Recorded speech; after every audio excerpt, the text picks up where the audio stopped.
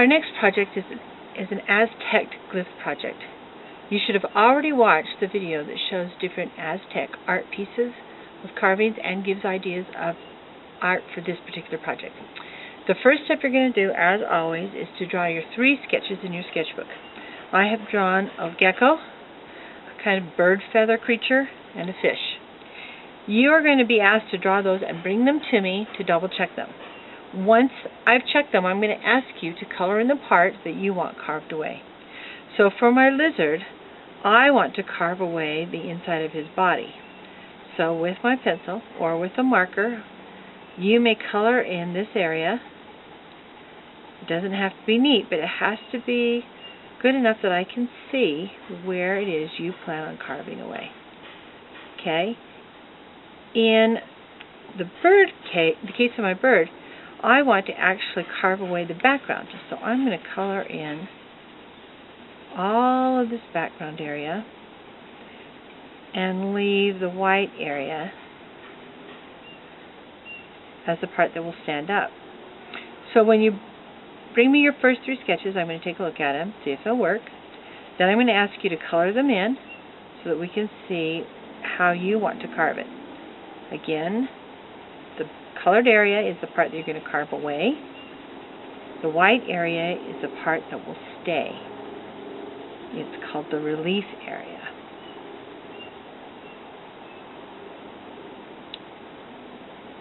And I'm going to color those in and show you. Due to the magic of video, I have already colored them in. And you can see that I've colored in my gecko. I plan on carving this part away and leaving these white areas as the relief. On my feathered bird, I plan on carving away all the background and leaving the details of his face and his feathers as a relief area. And if I do the fish, I plan on carving away the background and carving away this scale-like image and leaving the rest of the fish as the relief. Once your idea has been approved, you're going to get a glyph, styrofoam glyph just like this. You need to lay it on your paper and you're going to carve where that glyph is. Not carve, I'm sorry, you're going to outline where that glyph is so that you know how big it is. Next, you're going to take your image and you're going to draw the image onto your paper. I have made a light outline. This is one time when you do not have to draw light. You may draw dark. So I have drawn the outline of my gecko, and I'm just going to trace that so that you can see it in the camera.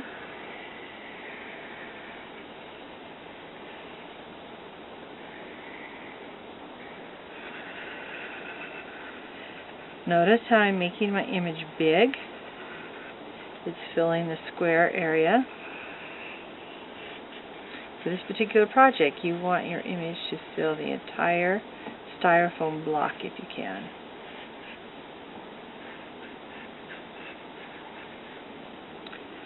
I'm putting in the details of his back.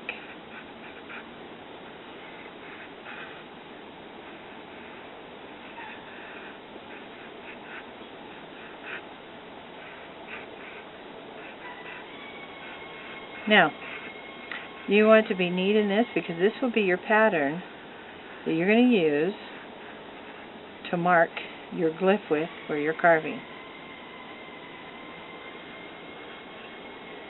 Now again, due to the magic of video, I have already carved it and I chose to color mine in so that I could see and remind myself where my carved areas are. Okay, I have also done my feathered creature. Here's the markings from my glyph. I marked them previous. And here is the image for my feathered creature.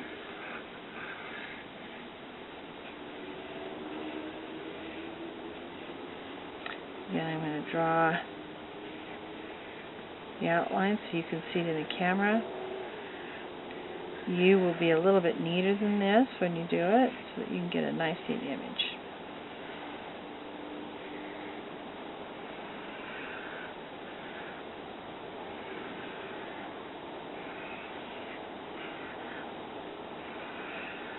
Okay? And then I could color that one in and it would be ready too. Alright, the next step, you're going to take your styrofoam glyph. You want to make sure your name and your teacher's name is marked on the back. I will give you a marker to do that when I hand you your glyph.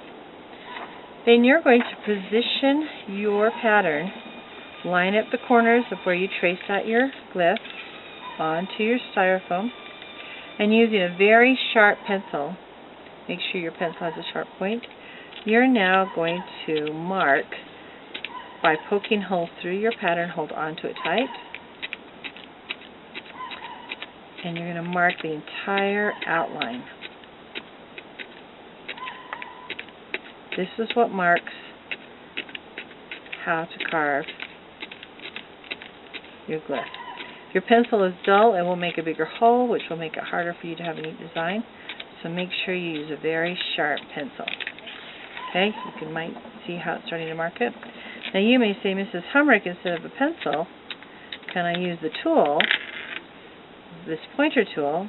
Yes, you can, but it does not mark it as dark because there's no graphite in the pointer pencil. And so sometimes it's harder to see that image. You can see how this one left kind of a dark mark and this one has not. So I'm going to recommend that you use a pencil and poke all those holes.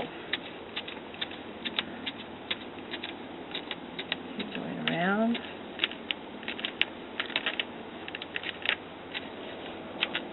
Make sure you hold it in place so it doesn't move. If your pattern moves, jiggles a little, your design is going to be jiggled also on your styrofoam.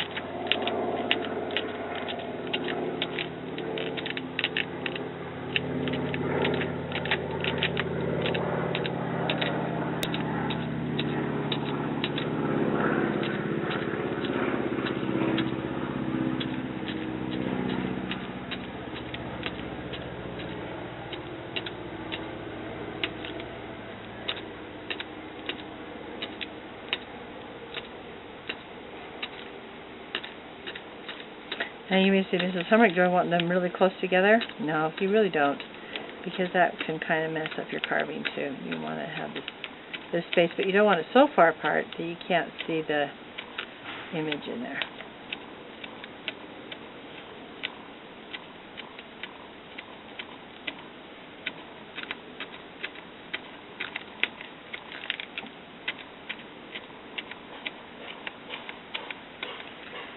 Make sure you do all of your lines.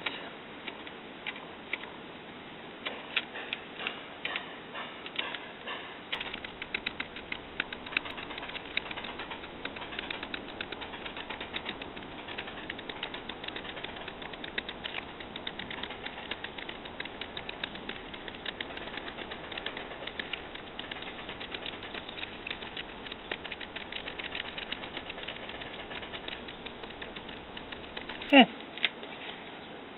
Alright, I have finished poking the hole. I can take it off. Now there are a lot of holes in there, and that might get complicated for me to see. So I'm going to kind of go over it with my pencil just to outline that, but I don't want to push down. I don't want to dent the styrofoam any more than I have. So I'm going to go around and carefully mark my lines with my graphite. If you want to use a marker for this part, that's okay. A marker might actually mark this easier than the graphite without pushing it down.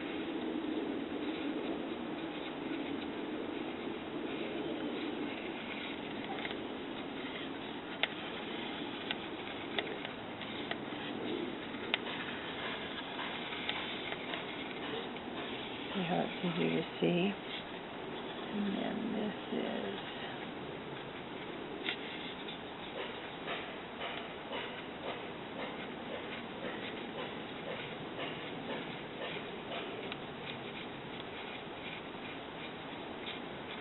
kind of like connecting the dots.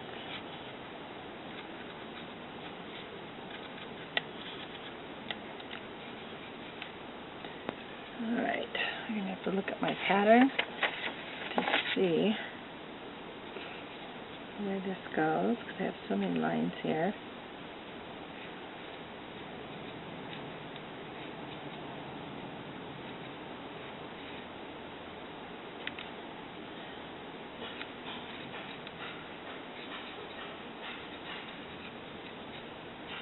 Okay.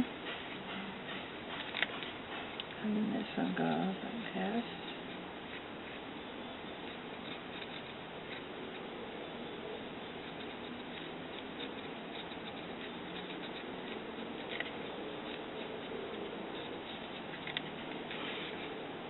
It does not matter if you make a mistake marking it, because you're going to carve this out anyway.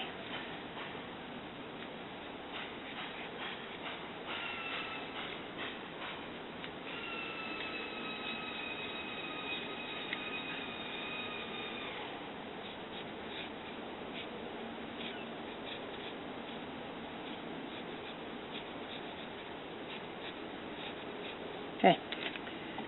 Now I can see my gecko a little bit better. Two tools. You're going to have a pointer stick, and then you're going to have a stick with a bevel. Now this particular bevel tool is a little different than what we have in the art room. This is my tool from home, but the ones in the art room have a bevel on both sides, and it works just as well. This one also has a pointer stick on the end, so I can flip it. The ones in the art room do not. You will need to use the pointer stick here or the bevel stick here. Either tool will work. I choose to use the bevel tool for most of my work, and I'm going to show you how that works. Taking the bevel edge, you are now going to use a sawing motion, and you're going to saw, starting really lightly, starting at the top and gently sawing down into your glyph. And using that sawing motion cuts the styrofoam. Now this particular styrofoam is made with a whole bunch of little balls, which you will discover. And if you don't cut the balls, you're going to have all these little balls pop off, and then your design will not have a nice, clean, crisp cut. It will be ragged edges, and then you cannot get a mastery. And I know you all want masteries on your project. So use that sawing motion. I'm going to saw down, and you don't want to saw down very far, because we don't want to go very deep into our glyph. We only want to go a little. So now that I made the sawing motion using my beveled edge, I'm going to gently lift out some of that styrofoam where I've cut it.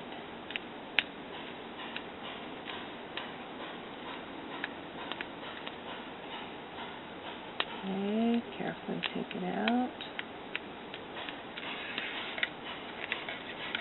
Now, as you cut this, be very careful not to breathe or blow the styrofoam. This stuff can be dangerous in your lungs.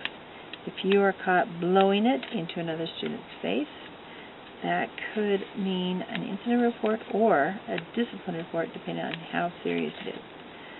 Do not blow the styrofoam.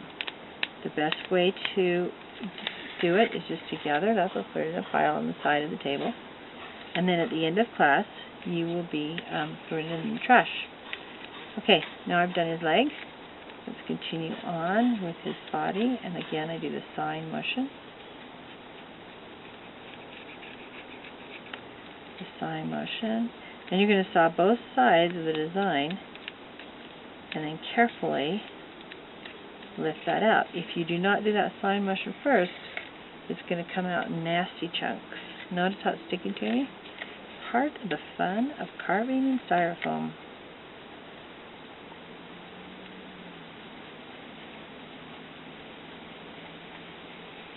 Sawing motion again.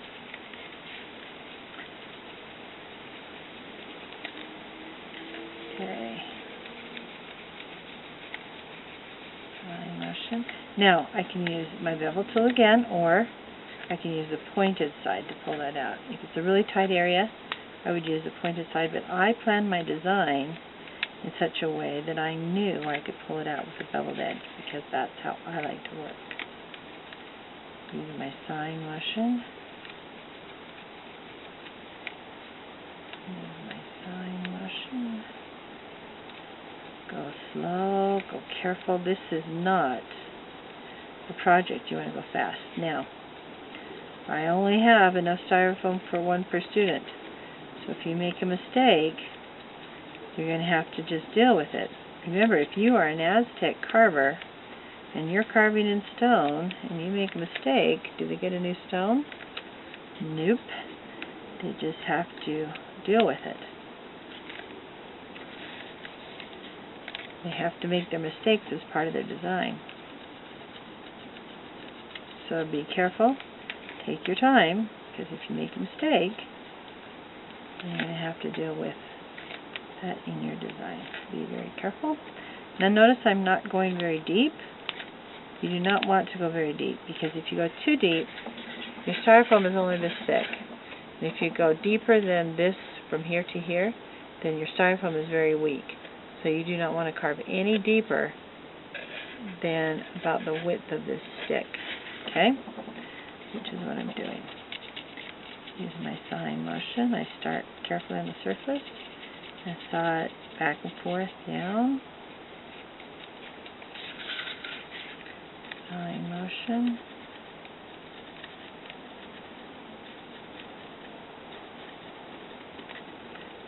Sawing motion.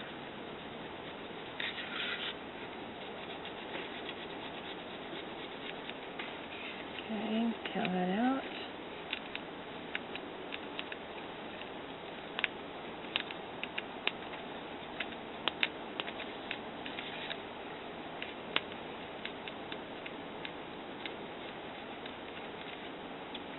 Okay, oh, see, there's an area where I didn't get it quite all the way. Use my sawing motion, and I dig that out. Okay, I'm going to gather all my styrofoam into a pile. I happen to have a trash sitting right here. I'm going to throw it in the trash. And due to the magic of video, whoop, wrong tool. Due to the magic of video, I'm going to continue working, but I'm not going to make you watch me carve this. I just wanted you to see me start. And I'm going to show you, I'm going to turn off the camera and show you what it looks like after everything is carved. Let's take out this last little central piece, okay? So you see how I'm getting there.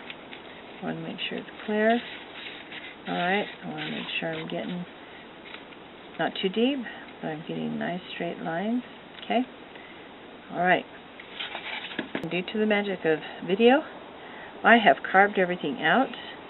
I just want to clean it up, use my finger, get out any extra styrofoam that may be hanging around, clean up my sides so that my sides are nice and straight.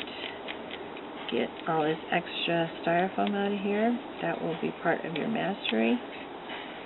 Okay?